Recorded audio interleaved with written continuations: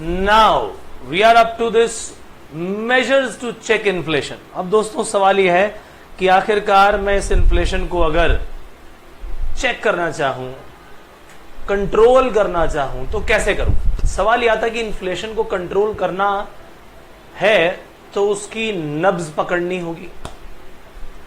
Inflation कैसे बढ़ा? लोगों की डिमांड ज्यादा है। अच्छा जी, डिमांड ज्यादा क्यों है? क्योंकि हाथ में पैसा ज्यादा है। असली चीज यही है, लोगों के हाथ में परचेजिंग पावर ज्यादा है।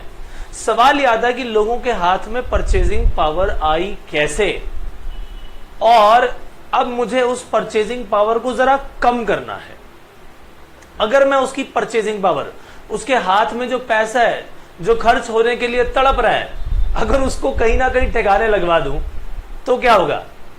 तो ऐसे केस में वो डिमांड नहीं कर पाएगा ज्यादा, और ये एक्सेस डिमांड यानी इन्फ्लेशन जो है कंट्रोल में आ जाएगा। अब इसके लिए करें क्या? इसके लिए हमारे पास बहुत मेजर्स हैं जबरदस्त। इसके लिए एक पूरी मॉनेटरी पॉलिसी है, इसके लिए पूरी एक फिस्कल पॉलिसी है जो चलाई जाती है। इसीलिए हम उसे मॉनेटरी मेजर्स और फिस्कल मेजर्स भी बोलते हैं, राइट। तो भाई यहां पर मनी इनकम राइज हो रही है वेरी फास्ट। लोगों के हाथ में पैसा बहुत ज्यादा तेजी से आ रहा है, मगर गुड्स एंड सर्विसेज उस स्पीड से प्रोड्यूस नहीं हो पा रही। इसीलिए डिमांड ज्यादा है और इस कारण से प्राइस ज्यादा हो रहे हैं, राइट। तो भाई करें क्या? इस पोजीशन को चेक करने के लिए हमें लोगों के हाथ का जो पैसा है ना उसको कम करने की जरूरत है, या फिर गुड्स एंड सर्विसेज को ज्यादा बनाने की जरूरत है। या तो गुड्स एंड सर्विसेज का लेवल बढ़ा दो प्रोडक्शन का, या फिर उनके हाथ का पैसा किसी तरीके से कम करो। और इनको हम दो मेथड से पढ़ेंगे मेजर। वो क्या है? फिस्कल मेजर्स और मॉनेटरी मेजर्स। इसके अलावा जो इन्वेस्टमेंट है उस पर कंट्रोल करके भी ये काम किया जा सकता है, और कुछ और मेजर्स हम इसे पढ़ेंगे दोस्तों, राइट। अब 2006, 2007, 2008 और 2009 यहां पर इन सारे के सारे मेजर्स को लगाना पड़ा, क्योंकि हाई इन्फ्लेशन का समय था। मॉनेटरी भी, फिस्कल भी, एडमिनिस्ट्रेटिव भी, हर तरह के मेजर्स लगाए गए, राइट। सबसे पहले हम शुरुआत करेंगे दोस्तों मॉनेटरी मेजर्स से। मॉनेटरी मेजर्स चलाने वाला कौन है दोस्तों? हमारा सेंट्रल बैंक। कौन चलाता है इसे? हमारे देश का सेंट्रल बैंक यानी आरबीआई। अच्छा, लोगों के हाथों में पैसा कैसे आता है? लोगों के हाथ की परचेजिंग पावर बढ़ कैसे जाती है? एक छोटा सा एग्जांपल, आज की डेट में कार खरीदना कितना मुश्किल है? बहुत आसान है भाई। आज आपके पास थोड़ा सा बिगिनिंग का डिपॉजिट हो, बैंक आपको लोन करके इमीडिएटली दे देगा। आपने थोड़ा सा एडवांस दिया, उसके बाद ईएमआईज बनवा ली और पैसा दिए जा रहे हो, गाड़ियां चलाए जा रहे हो। सोचो जरा डिमांड कितनी तेजी से बढ़ रही होगी। पैसा ना होने के बावजूद आप ये काम कर पा रहे हो, just because banks are supporting you. अब भैया बैंक करता क्या है? बैंक का तो काम यही है, इधर से पैसा लेना और इधर पैसा देना। जिसको पैसा दिया उससे ज्यादा इंटरेस्ट लिया, और जिससे लिया था पैसा उसको थोड़ा सा इंटरेस्ट देके भेज दिया, बचा हुआ बैंक की जेब में, और यही उसकी अर्निंग का सोर्स है। अब आरबीआई मान लो ये जानता है, इस सारी कहानी जानता तो है ही, जाहिर सी बात है। और आरबीआई को मालूम है कि दनादन ये लोन दिए जा रहे हैं, बेसिर पैर के भी लोन दिए जा रहे हैं, तो जरा बैंकों को ही कंट्रोल कर लो। क्योंकि बैंकों के हाथ में पैसा है तो भैया ये आगे और लोन दिए जा रहे हैं दबादब, जबरदस्त तेजी से। तो आखिरकार क्या किया जाए कि बैंक वालों के हाथ की जो लोन देने की पावर है उसी को घटा दिया जाए। ये तब होता है जब जरूरत से ज्यादा इन्फ्लेशन बढ़ जाए। तो ऐसे केस में बैंक कहता है ठीक है जी, आरबीआई कहता है, सेंट्रल बैंक हमारा, कि जिस रेट पर आप लोन दे रहे हो कोई बात नहीं, ठीक है देख लेते हैं, वो तो रेट ऑफ इंटरेस्ट है। अब जब बैंकों को जरूरत पड़ती है ना पैसे की, तो वो लोन लेने किसके पास भागते हैं? आरबीआई के पास। आरबीआई भी उन्हें लोन देता है, जी हां। तो आरबीआई ने कहा ठीक है जी, आप हमसे लोन ले रहे हो, जिस रेट पर हम आपको लोन दे रहे हैं उसे कहते हैं बैंक रेट।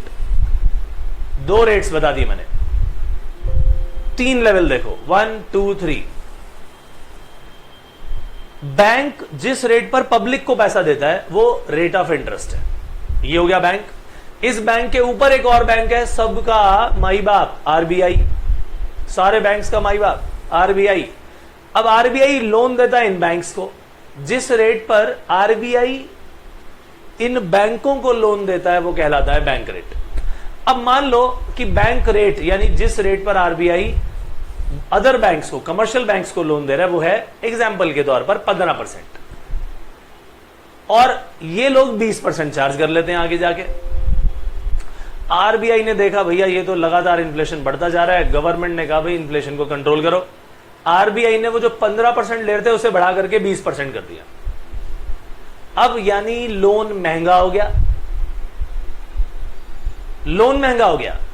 अब जो ये बैंक्स हैं अगर आरबीआई के पास लोन देने जाते हैं तो भैया 15 की बजाय 20% पे करना पड़ेगा। अब अगर इन्होंने 20 पे किया आगे, तो भैया जब ये आगे नीचे पब्लिक को लोन देंगे तब क्या होगा? क्या ये 20% पर ही लोन देंगे? नहीं मेरे भाई, इंटरेस्ट रेट बढ़ा के देंगे। अब जब रेट ऑफ इंटरेस्ट महंगा होगा तो पब्लिक कहेगी भाई छोड़ो, बहुत महंगा है भैया ये तो, यानी ये लेकर को तो भाई कोई फायदा नहीं है। यानी लोग एक्सपेंडिचर जो उल जलूल बिना अपनी पावर के करते चले जा रहे हैं, irrespective of their income levels, वो जो एक्सपेंडिचर है वो घट जाएगा, वो कंट्रोल हो जाएगा, बिकॉज रेट ऑफ इंटरेस्ट बढ़ गया। बैंक ने रेट ऑफ इंटरेस्ट क्यों बढ़ाया? क्योंकि आरबीआई ने बैंक रेट बढ़ा दिया ऊपर। तो पहला मेजर क्या हो गया? बैंक रेट को बढ़ा दो। बैंक रेट बढ़ेगा तो क्या होगा भैया? बैंक रेट बढ़ गया तो समझ लो इधर अगर बैंक रेट बढ़ गया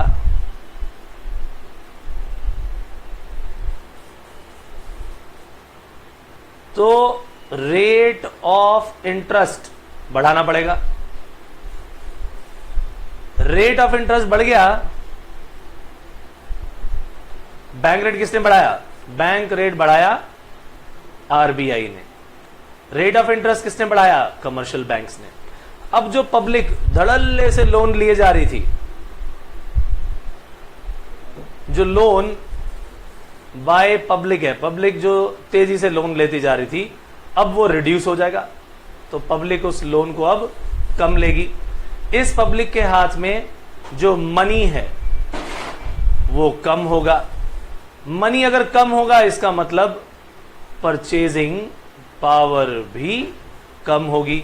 परचेजिंग पावर कम होगी तो भैया डिमांड भी कम होगी, और इससे जो हमारी एक्सेस डिमांड है ना दोस्तों, इसके कारण जो हमारी एक्सेस डिमांड आई है वो एक्सेस डिमांड करेक्ट हो जाएगी। अब जैसे ही एक्सेस डिमांड हमारी करेक्ट हुई भैया इन्फ्लेशन तुम्हारा कंट्रोल में आ जाएगा। Is that very clear to you? So ये पहला तरीका था जो कि आरबीआई मॉनेटरी मेजर्स के रूप में चलाता है। Is that very very clear to you? RBI ने मॉनेटरी मेजर्स जो ये चलाए उसके बेसिस पर आरबीआई ने सारा का सारा काम किया। अब इससे हमारा अगला पॉइंट आता है कि आरबीआई इसके अलावा और कौन से एक्शंस ले सकता है। Now we are moving towards our next point, और वो है दोस्तों हमारा ओपन मार्केट ऑपरेशंस। दूसरा क्या है? Open market operations. ये जो ओपन मार्केट ऑपरेशंस है मेरे भाई, ये एक बड़ी कमाल की चीज है। ओपन मार्केट ऑपरेशंस में क्या होता है? गवर्नमेंट अपनी गवर्नमेंट सिक्योरिटीज इशू कर देती है। अब देखो कमाल की बात है, गवर्नमेंट की सिक्योरिटीज होती हैं। अब फॉर एग्जाम्पल इस पर्टिकुलर केस में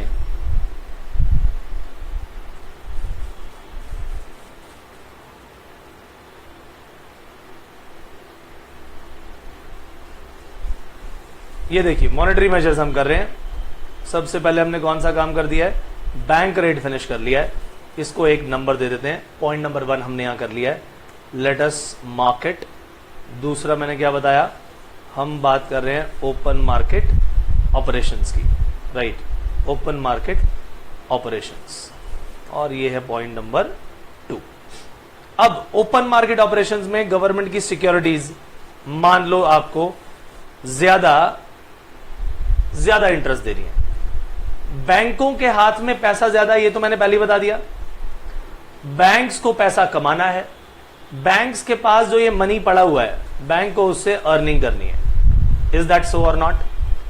बैंक्स को इस पैसे से अर्निंग करनी है।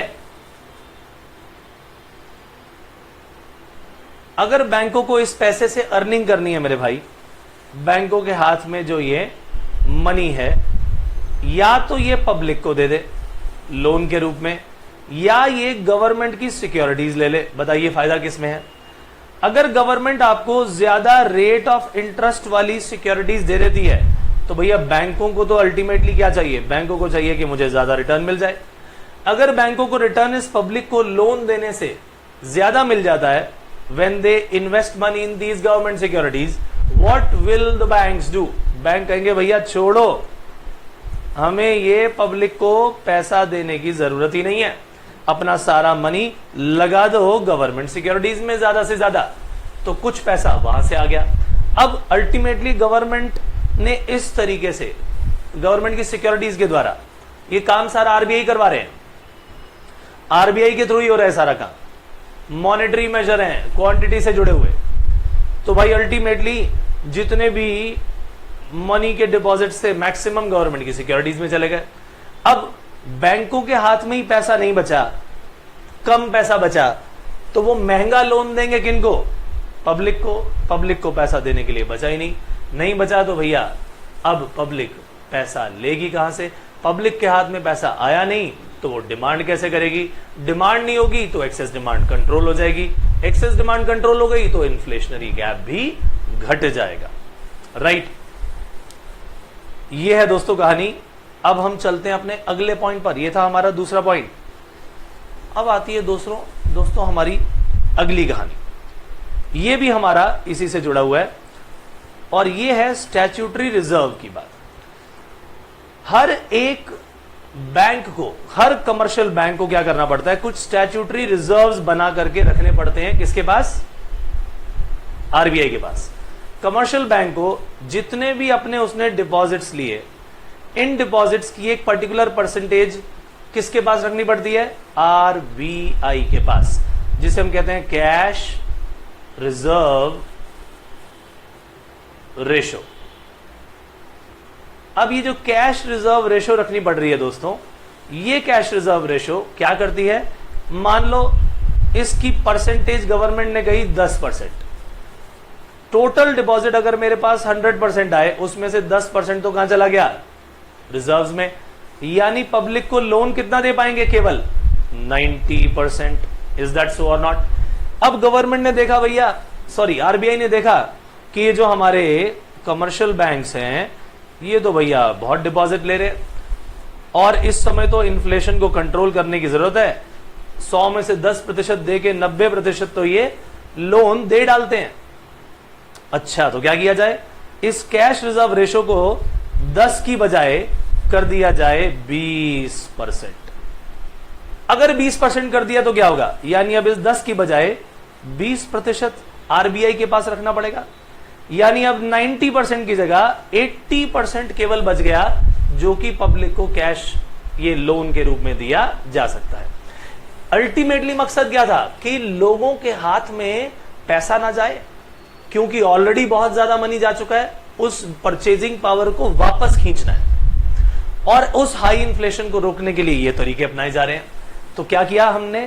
3 काम किए अभी तक हमने, और ये सारे के सारे क्वांटिटी से जुड़े थे, इसीलिए इसे कहा जाता है क्वांटिटेटिव मेजर्स। क्वांटिटेटिव मेजर्स, ये क्वांटिटेटिव मेजर्स किसके हैं दोस्तों? ये हैं हमारी कौन सी पॉलिसी के? हमारी मॉनेटरी पॉलिसी के। कौन सी पॉलिसी? Monetary policy. और इन्हें मॉनेटरी मेजर्स भी कहा जाता है, मॉनेटरी मेजर्स। ये मॉनेटरी मेजर्स जो हैं, कौन लेगा इस काम को करने के लिए? कौन नियुक्त है? हमारे देश का सर्वोच्च banking institution which is RBI, central bank of India. वो वाला सेंट्रल बैंक ऑफ इंडिया नहीं, जो सेंट्रल बैंक ऑफ इंडिया एक कमर्शियल बैंक भी है, वो नहीं। हम इसे सेंट्रल बैंक बोलते हैं इंडिया का, RBI, reserve bank of India. तो मेरे भाई, जो ये क्वांटिटेटिव मेजर्स आपने पढ़े 3, ये किस चीज में हेल्प कर रहे हैं? ये पैसा लोगों के हाथों में जाने से रोकने में हेल्प कर रहे हैं। क्या करें? बैंक रेट को बढ़ा दिया हमने, ओपन मार्केट ऑपरेशन में सेल ऑफ गवर्नमेंट सिक्योरिटीज कर दी। आरबीआई ने खुद ही जो है बहुत सारी सिक्योरिटीज परचेज की होती है गवर्नमेंट की। आरबीआई के पास बहुत सारी सिक्योरिटीज होती हैं। अगर वो सेल ऑफ गवर्नमेंट सिक्योरिटीज कर दी जाए, ये पैसा किन के हाथ में था? बैंकों के हाथ में। वो निकल के अब किसके हाथ में आ गया? वो निकल के आ गया आरबीआई के हाथ में। तो बैंक रेट हमने देख लिया, ये काम हमने किए। आइए अब अगला देखें। हमने फिर किया स्टैट्यूटरी रिजर्व्स, यानी कैश रिजर्व रेशो की बात की। ये वो पैसा है जो हर एक बैंक को किसके पास रखना पड़ता है? आरबीआई के पास कुछ परसेंटेज। हमने उस परसेंटेज को बढ़ा डाला। So my dear friends, these are quantitative measures which is part A of monetary measures. इसके अलावा हमारे पास कुछ क्वालिटेटिव मेजर्स भी हैं। क्वालिटेटिव यानी नंबर से जुड़े नहीं होंगे सीधा। यहां तो हमने परसेंटेज बढ़ा दी, काम हो गया। मैं अब जिनकी बात करने जा रहा हूं, ये क्या है दोस्तों? Qualitative measures. क्वालिटेटिव मेजर्स, ये जो क्वालिटेटिव मेजर्स हैं माय डियर फ्रेंड्स, आप समझ लीजिए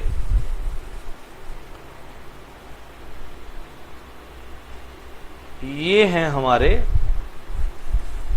ऐसे मेजर्स जिसमें हम देखा जाए तो इनडायरेक्ट तरीके से बैंकों से काम लेंगे, राइट? कहां तक हमारा काम खत्म हो चुका है? ये लेवल हमारा खत्म हो चुका है, फर्स्ट वाला। ये था मॉनेटरी मेजर्स, राइट? अब मान लो आप बैंक से लोन लेने जाओ। बैंक से जब आप लोन लेने जाते हो तो क्या होता है? बैंकों से लोन जब लेने जाते हैं ना, तो बैंक कहता है भैया कि क्या कोई सिक्योरिटी लाए हो? यानी पब्लिक में से कोई भी व्यक्ति बैंक के पास जाए और कहे जी मुझे लोन चाहिए, तो bank will ask for security. Public वाला व्यक्ति आया, वो कहते हैं हाँ जी हाँ, मैं जरूर सिक्योरिटी दूंगा। ये लो मेरी प्रॉपर्टी के कागज, ये प्रॉपर्टी मैं आपके पास गिरवी रखने के लिए तैयार हूं। उस प्रॉपर्टी की वैल्यू लगाई गई। वैल्यू लगाई गई 1 करोड़ रुपए।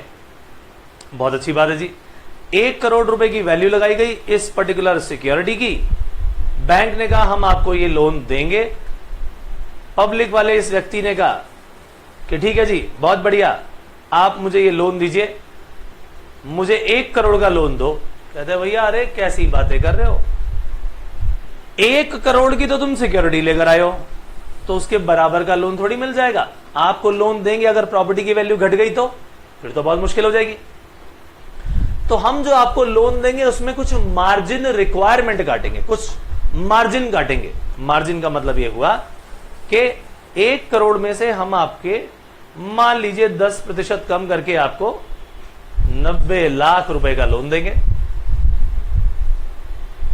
और जो ये मार्जिन रिक्वायरमेंट काटी है, ये तो आरबीआई ने बताई हुई है। यानी 1 करोड़ रुपए की प्रॉपर्टी अगर आप दोगे तो 90 लाख रुपए का लोन मिल रहा है। आपने कहा चलो भाई दे दो। अब आरबीआई ने सब कुछ देखा कि भाई ये हो रहा है, क्या किया जाए? आरबीआई ने कहा भैया ऐसा है, ये जो तुमने मार्जिन रिक्वायरमेंट्स अभी तुमने 10% ली हुई है ना, अब जरा इसको बढ़ा दो, क्योंकि हमने अब इसे 10% की बजाय 20% कर दिया है। यानी अब कोई 1 करोड़ की प्रॉपर्टी लेकर जाता है तो भैया उसे 90 लाख रुपए नहीं, उसे इसकी जगह मिलेंगे केवल 80 लाख रुपए। और अगर ऐसी सिचुएशन आ गई तो ज्यादा से ज्यादा लोग कहेंगे भाई इतनी बड़ी प्रॉपर्टी गिरवी रख के केवल 80 लाख मिला। तो आरबीआई क्या करता है, इस क्वालिटेटिव तरीके से भी क्या कर देता है, लोगों के हाथों में लोन जाने से रोक देता है। क्या ये बात समझ आई दोस्तों? सो इसका मतलब ये हुआ कि पहला क्वालिटेटिव मेजर्स हमारा कौन सा हुआ, margin requirements. Is that very clear? Margin requirements बढ़ा दो तो क्या कर सकते हैं हम, इस इन्फ्लेशन को कंट्रोल कर सकते हैं, राइट? सो ये क्या है, टू कंट्रोल इन्फ्लेशन क्या किया जाए। तो हमारे सामने क्या है, हमारे सामने ये है जुड़ी हुई कहानी। एक और होता है, यहां पर क्या होता है, केवल सजेशन दिए जाते हैं, मॉरल सुएशन समझाया जाता है। आरबीआई अपनी तरफ से एक सजेशन देता है। किसको सजेशन देता है? सारे पब्लिक सेक्टर बैंक्स को, इनको बैंक्स को बताते देखो जी हमारे देश की इन्फ्लेशन की हालत बहुत बुरी है, बहुत ज्यादा होता चला जा रहा है और इसका नुकसान हमारे पूरे देश को हो रहा है। तो बेटर क्या है कि आप इस सेक्टर को लोन मत दो या इतने रुपए से ज्यादा लोन मत दो। तो किस तरीके से ना कुछ लिमिट्स लगा देता है। अब आरबीआई ने तो अपनी तरफ से केवल सजेशन दिया, लेकिन मान के चलो कि जो कमर्शियल बैंक्स है इसे ऑर्डर की तरह लेते हैं। सो भाई मॉरल सुएशन में यह सजेशन दिया जाएगा कि आप जरा कुछ कम लोन दीजिए, देने ही है तो इस सेक्टर को मत दीजिए, अगर देने भी है इस सेक्टर को तो इस लिमिट से ज्यादा मत दीजिए। तो इस तरीके से भी लोगों के हाथों में पैसा जाने से रोका जाता है और इसी कारण से एक्सेस डिमांड दोस्तों करेक्ट हो जाती है। सो ये वो मेजर्स है जिसकी हमने बातचीत की और यहां पर ये सारे मेजर्स अप्लाई किए गए। अल्टीमेटली ये सब गवर्नमेंट सिक्योरिटीज कैसे बेची गई, lowers the balances, reduce the capacity to give credit, liquidity economy में कम हो जाती है, प्राइस कंट्रोल में हो जाते हैं, बैंक रेट को रेज कर दिया जाता है, लिक्विडिटी रेशो को या स्टैट्यूटरी लिक्विडिटी रेशो जो भी एसएलआर आती है या सीआरआर आती है, इनको भी क्या कर दिया जाता है, बढ़ा दिया जाता है। सो इनका इफेक्ट क्या होता है कि इन्वेस्टमेंट डिमांड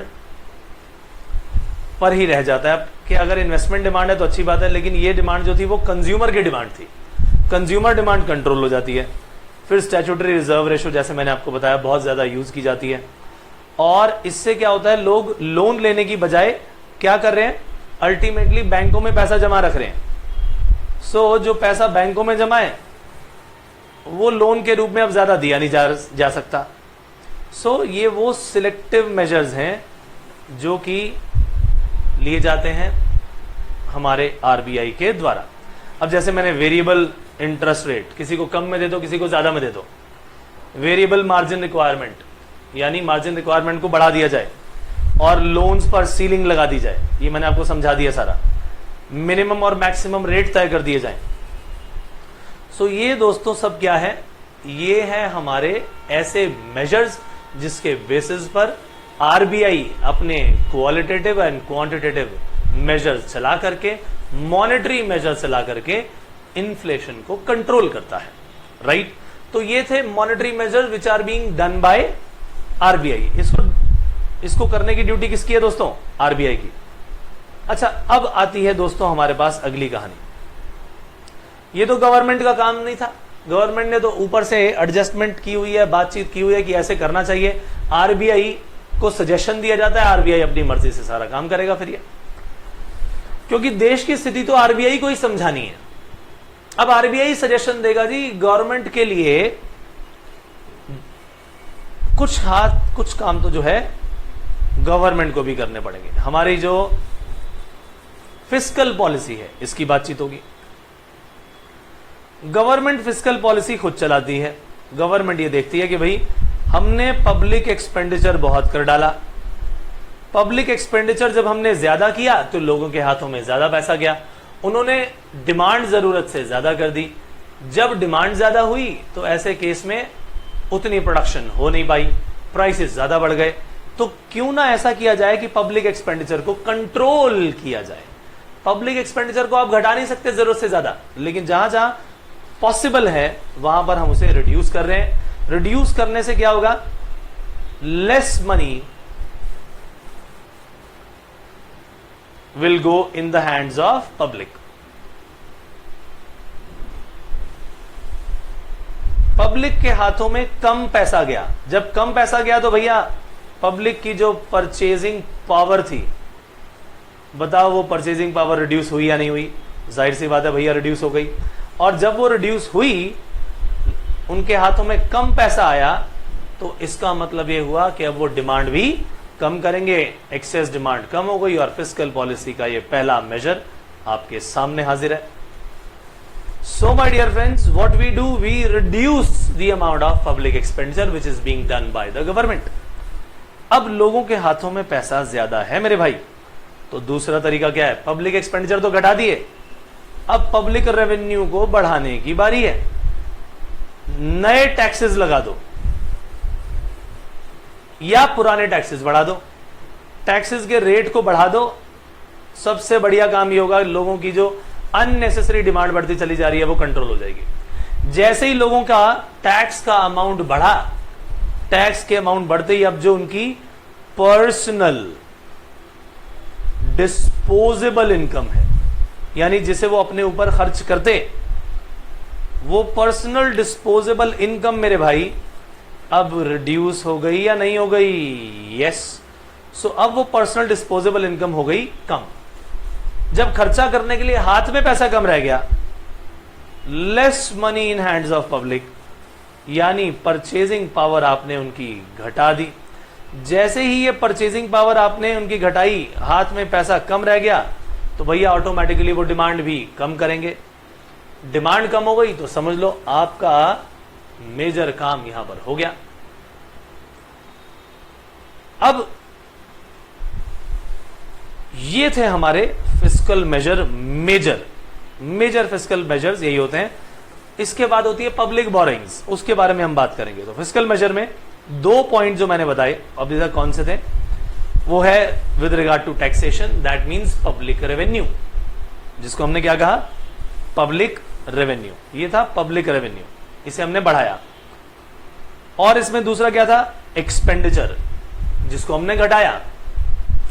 एक अगला पॉइंट हम करने वाले हैं वो पब्लिक बोरोइंग्स का है, यानी गवर्नमेंट ने देखा कि भैया इनके हाथ में पैसा बहुत है, तो ठीक है, अगर हम इनसे बोरो कर लें तो क्या होगा? पब्लिक से कहा जाए कि भैया तुम कहां पैसा लगा रहे हो बैंकों में, भाई इतना कम रेट ऑफ इंटरेस्ट मिल रहा है, आओ हम तुम्हें गवर्नमेंट सिक्योरिटीज इशू कर देते हैं। Issue of long term government securities. Market में तुम्हें बैंकों में जाओगे, एफडी कराओगे, कितना मिल जाएगा? 7%। आओ हम तुम्हें 12% इंटरेस्ट देंगे आज से 7 साल बाद। लॉन्ग टर्म की बात हो रही है, एग्जांपल दे रहा हूं बस। तो अब क्या हुआ? आपने उनको इशू कर दिया। जब इशू कर दिया तो जो पैसा खर्च करने के लिए रखा था, जो पैसा डिमांड करता वो इधर उधर की चीजों की, उसने आज वो पैसा गवर्नमेंट को दे दिया कि फ्यूचर में मुझे ज्यादा पैसा मिलेगा। गवर्नमेंट के पास ये इन्वेस्टमेंट के लिए पैसा आ गया दोस्तों। तो इसका मतलब again less money with public, public के हाथों में कम पैसा रह गया, खर्चा करने के लिए कम पैसा रह गया, तो ऑटोमेटिकली उनकी डिमांड जो एक्सेस थी वो कर्व हो गई। डिमांड को कर्व करने के लिए, उसको कम करने के लिए क्या किया? हमने उनको इश्यू ऑफ सिक्योरिटी कर दिया, पैसा उनसे ले लिया और यहीं पर आपने क्या कर दिया? कंट्रोल कर लिया पूरे के पूरे इन्फ्लेशन को। तो दोस्तों ये जो काम आप देख रहे हो टैक्सेस वाला, टैक्स पॉलिसी का मैंने पॉइंट आपको बताया, राइट? किस तरह से आप परचेजिंग पावर उनकी कम कर रहे हैं, ये पॉइंट हमने कर लिया, राइट? उसी तरह से फिस्कल पॉलिसी में ही जो अगला टूल है वो क्या है?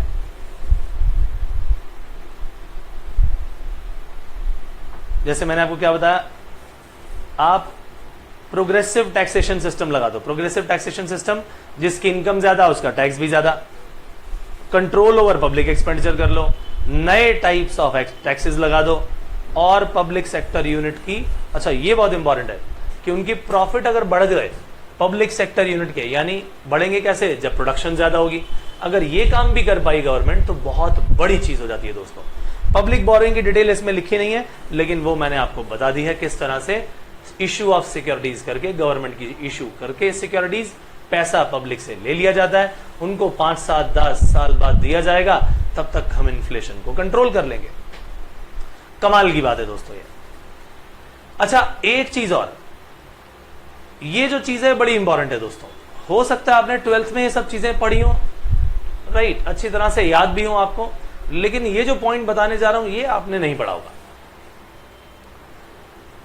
कंट्रोल ओवर इन्वेस्टमेंट, इन्वेस्टमेंट पर जो कंट्रोल है मेरे भाई, that is very very important. So here we are talking about control over investment. अब आपने अगर इस चीज के बारे में सुना हो, मल्टीप्लायर इफेक्ट, आज अगर देश में 1 करोड़ रुपए की इन्वेस्टमेंट होती है दोस्तों, तो आने वाले समय में वो इन्वेस्टमेंट कहां से कहां चली जाती है, वो किस तरह से इन्वेस्टमेंट घूमती है और मल्टीप्लायर इफेक्ट लेकर के आती है। अब जरा सोचो, अगर देश में एक ऑटोनोमस इन्वेस्टमेंट होती है, मान लो फिक्स्ड इन्वेस्टमेंट 1 करोड़ रुपए की, कहां इन्वेस्टमेंट हुई ये बताता हूं। किसी ने कहा जी मुझे ना पेन बनाने की इंडस्ट्री लगानी है, पेन, अच्छा जी पेन बनाना है, तो भाई पेन में क्या क्या है, प्लास्टिक है, इंक है, आगे उसकी निब जो है वो मेटल की है, उसकी पैकिंग है, ये सब चीजें चाहिए होंगी। अच्छा ये सब करने के लिए मुझे मशीनें भी चाहिए, तो अगर मुझे मशीनें चाहिए तो स्टील इंडस्ट्री में डिमांड बढ़ गई। जो पैसा हम खर्च करने के लिए तैयार है उसका कुछ हिस्सा स्टील में गया।